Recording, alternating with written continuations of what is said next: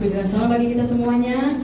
Berbahagialah orang-orang kudusnya Tuhan yang menanti-nantikan kedatangan Tuhan Yesus Kristus yang kedua. Berbahagialah semua orang yang menanti-nantikan kedatangan Tuhan Yesus Kristus. Berbahagialah semua orang-orang kudusnya yang rindu ingin bertemu dengan Bapa yang baik, yaitu Tuhan Yesus Kristus Juru Selamat kita.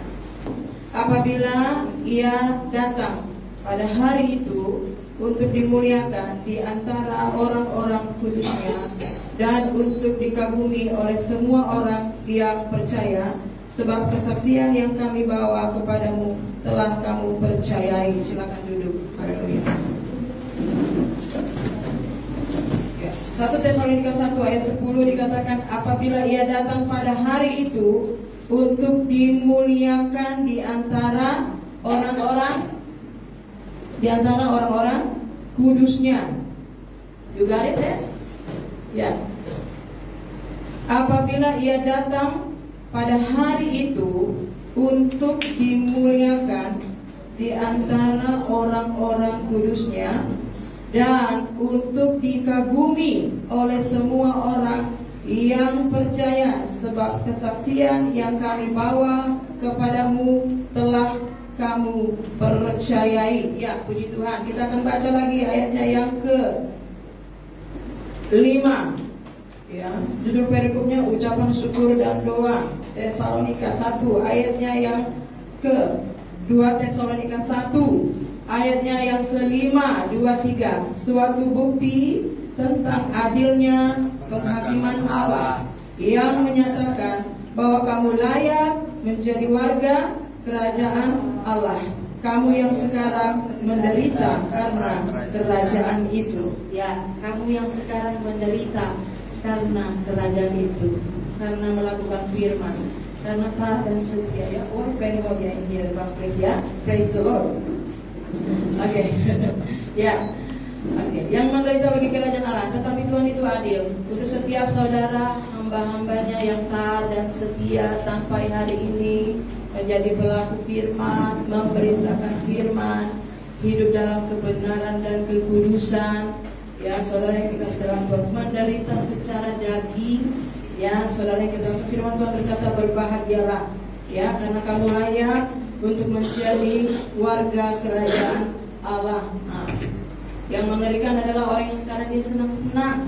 Ya, saudara yang terkasih di dalam Tuhan, ayat yang ke-6, Tuhan adalah Tuhan yang adil. Di sini mari kita baca ayatnya yang ke-6.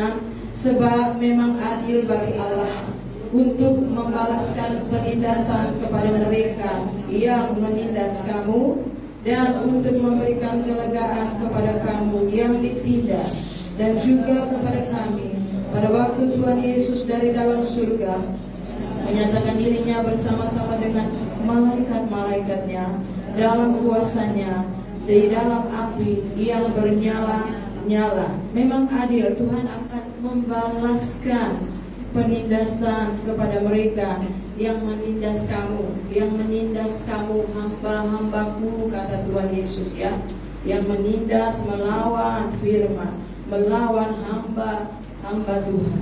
Ya, siapakah yang harus ditaati? Hamba Tuhan yang tetap taat dan setia.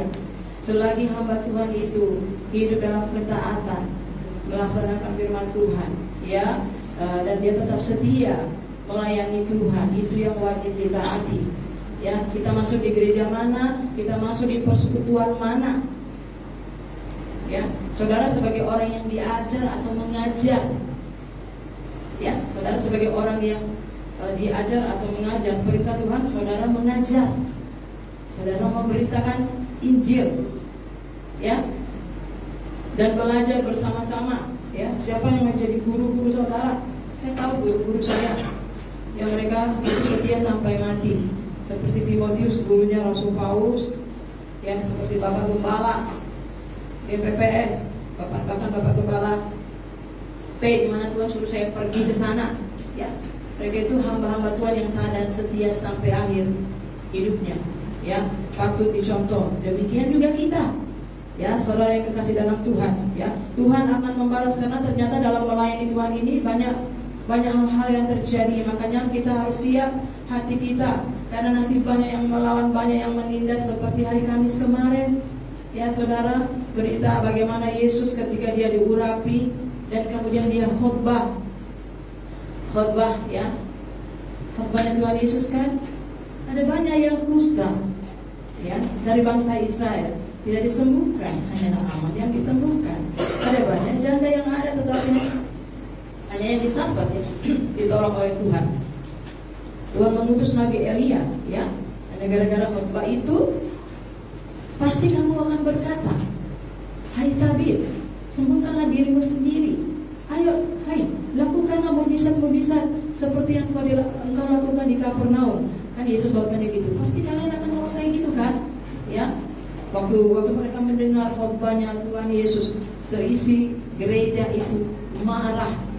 Kemudian Yesusnya ditangkap, kemudian Yesusnya diusir, ya.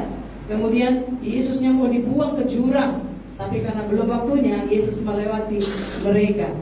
Ya, Yesus saja digituin. Ya, kalau Yesus begitu berarti hamba-hamba juga yang mengajar pasti akan digituin. Ya saudara Tuhan, kalau memang saudara benar mengajar, menginjil, pasti saudara akan mengalami apa yang Yesus alami. Apakah hatimu sakit? Ya, ingatlah firman Tuhan ini. Dan ada banyak gembala yang menderita di muka bumi ini. Udah melayani capek-capek ternyata ditindas. Ingatlah hamba-hamba Tuhan yang tetap setia, yang membalas adalah Tuhan. Ayat yang ke-6, memang adil bagi Allah untuk membalaskan penindasan kepada mereka yang menindas kamu. Ya. Dan kemudian ayat yang ke-8, dan kita baca bersama-sama 2-3, dan mengadakan pembalasan terhadap mereka yang tidak mau mengenal Allah dan tidak mentaati Injil Yesus Tuhan kita. Mereka ini akan menjalani hukuman kebinasaan selama-lamanya, dijauhkan dari hadirat Tuhan dan dari kemuliaan kekuatannya apabila ia datang pada hari itu untuk dimuliakan di antara orang-orang kudusnya dan oleh semua orang yang percaya. Sebab kesaksian yang kami bawa kepadamu telah kamu percayai. Yes,